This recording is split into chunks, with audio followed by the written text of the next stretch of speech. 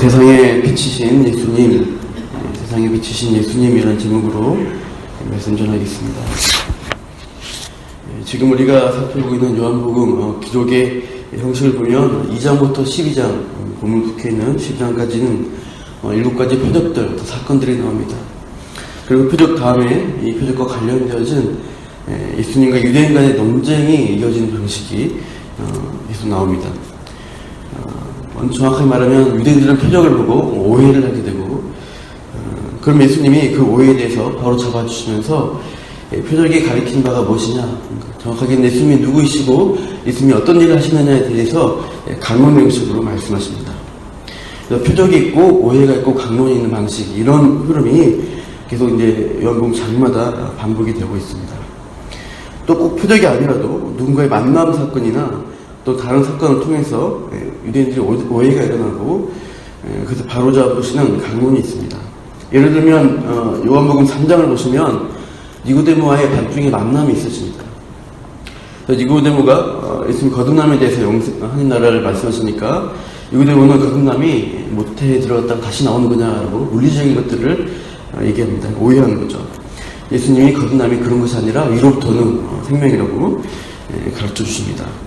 요한복음 4장에서는 사마리아 여인과 만남이 있는데, 사마리아 여인은 샘물을 주겠다 그러니까 영원토록 솟아나는 샘물에 대해서 다시는 우물에 물 들어오지 않는 거냐고 이렇게 또 오해를 합니다.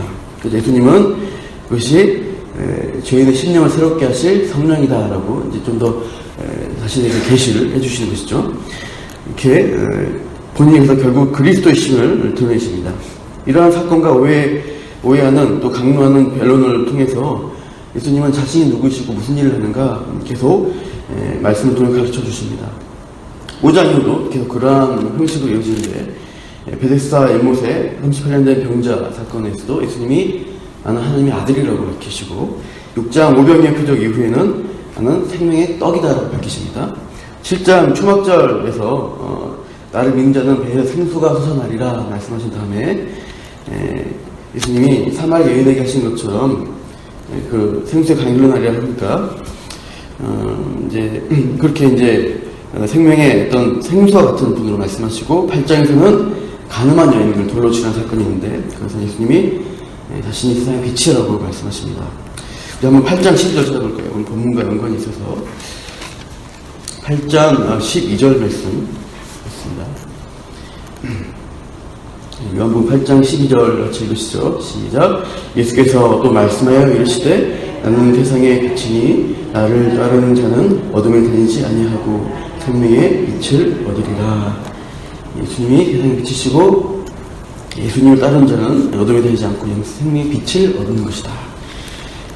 나 유대인들은 계속 오해를 하게 됩니다. 오해하고 네가 뭐냐 이렇게 하면서 예수님이 결국 이제 8장 마지막 부분에 내가 아브라함이 나기 전부터 내가 있는 존재, 영원히 계시는 하나님이시다 하는 것을 그런 존재로 밝히자 돌로 치려는 그러한 모습으로 8장을 마치고 9장이 있습니다.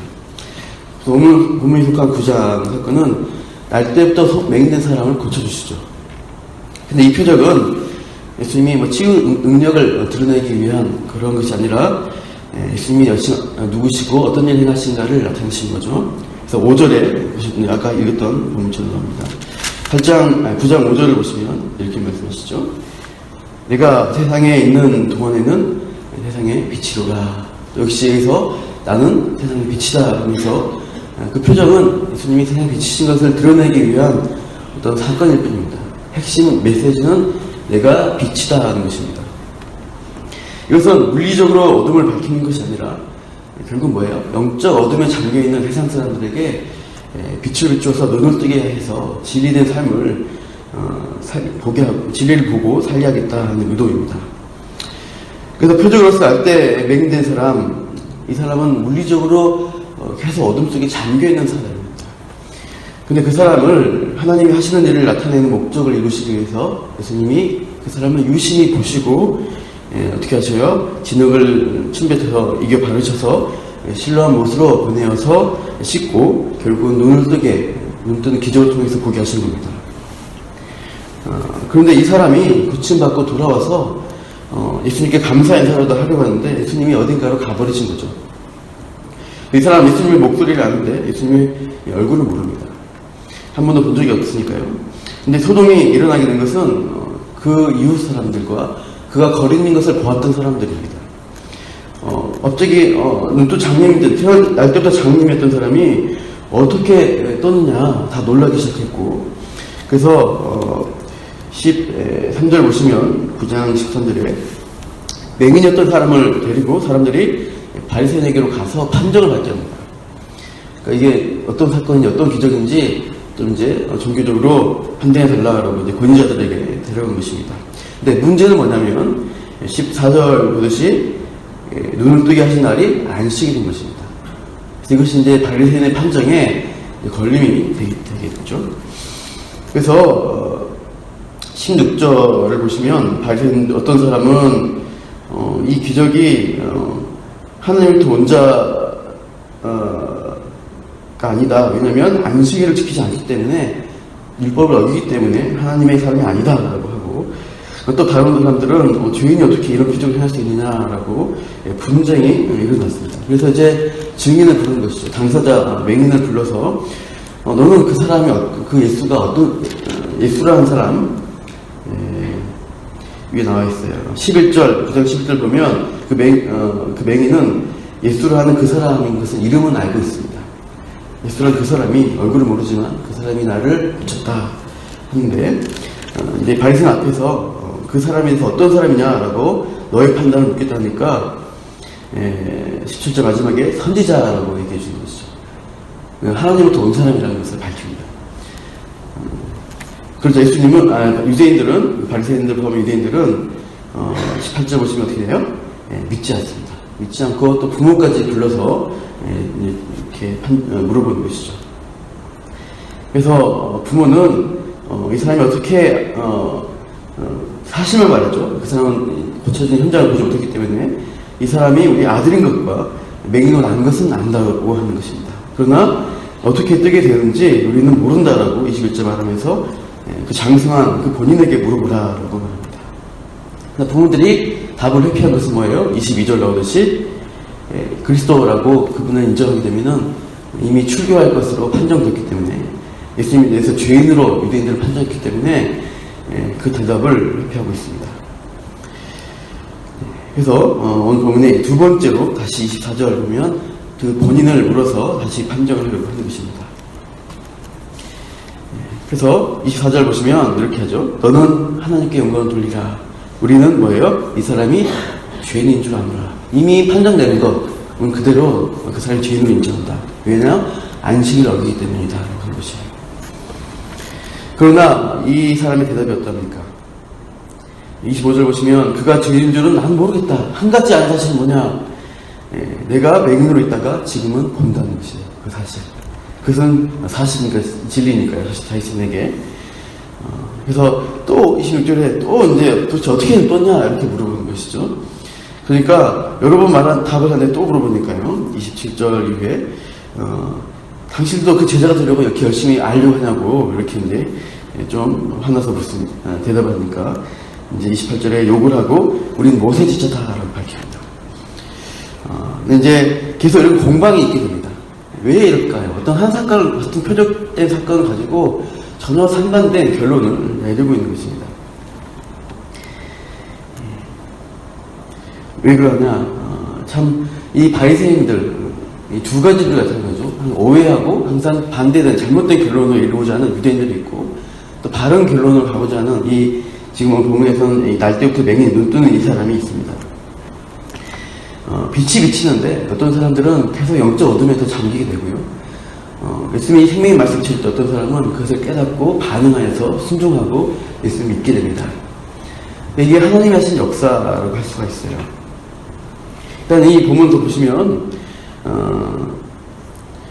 31절 보시면 30절, 31절 이상하다. 이 사람이 내 눈을 뜨게 하였을 때 당신들은 그가 어디서 왔는지 알지 못한도다. 하고 31절 같이 읽어보시죠. 시작. 하나님이 죄인의 말을 듣지 아니하시고 경건하여 그의 뜻대로 행하는 자의 말을 들으시는 줄 우리가 아나이다. 하나님 뜻대로 행하신 자의 말, 이런 32절 보듯이 창세 이후로 맹인으로 남자의 눈을 뜨게 했다는 것은 없었습니다. 근데 이것은 이사야서에 보시면은 소경이 눈 뜬다는, 맹인 눈 뜬다는 어떤 기적들이 메시아가 와서 나타난 현상으로 예언되어 있습니다. 그러니까 그런 것들 봤을 때 하나님 보내신 사람이 이 일을 할 수 있다라고, 최소한 이번 선지자다라고 이 사람은 고백하는 것이죠. 그러나 이 바리새인들, 유대인들은 끝까지 그 말을, 그것을 받아들이지 않습니다. 34절 보시면, 네가 죄인인데, 죄 가운데 태어나서 이렇게 맹인으로 태어났는데 고쳐졌다고 우리를 가르치려드냐 하면서 화내며 보내고 있습니다. 이 본문과 보면서 제가 생각나는 말씀이 요한복음 1장인데요. 우리 요한복음 1장을 가보실까요? 요한복음 1장 보시면 5절 보십시오.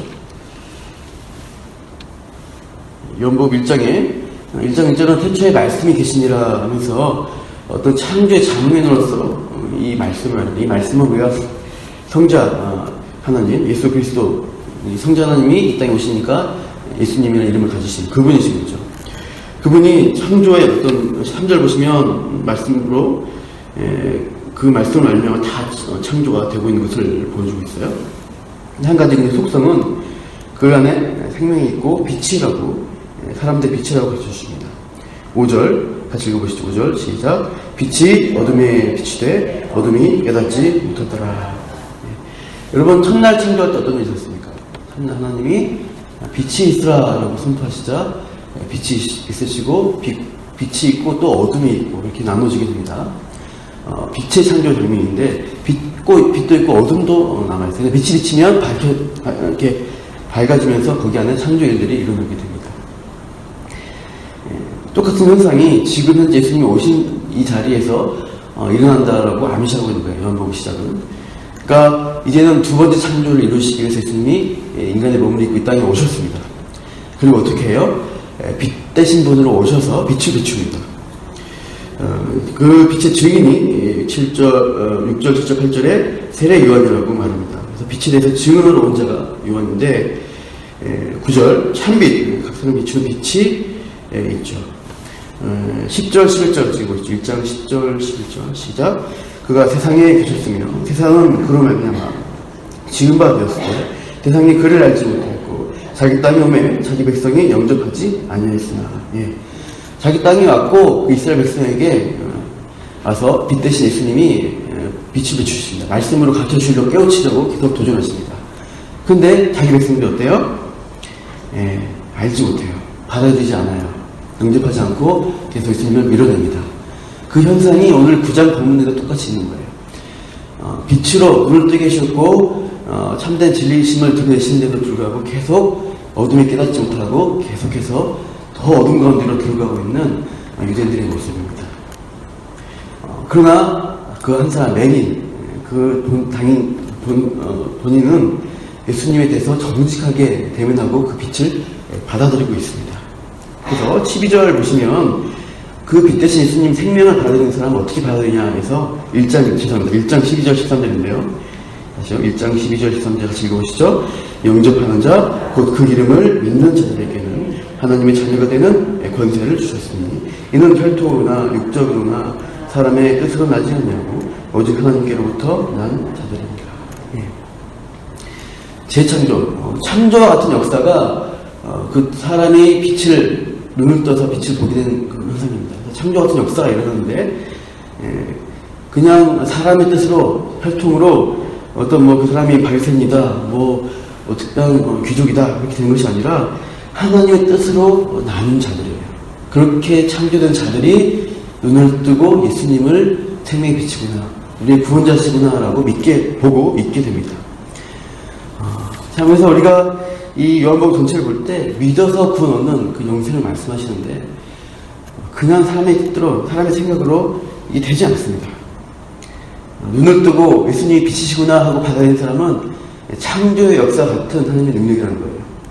여러분, 그래서 우리가 예수님을 믿는다는 것은 쉽게 그냥 저절로 됐어, 그냥 교회 다니다 보니까 믿어졌어, 단순하게 할 수 있는 게 아니라 하나님 우리 안에 창조의 역사를 이루신 것입니다. 그래서 믿음도 하나님이 주신 선물이에요.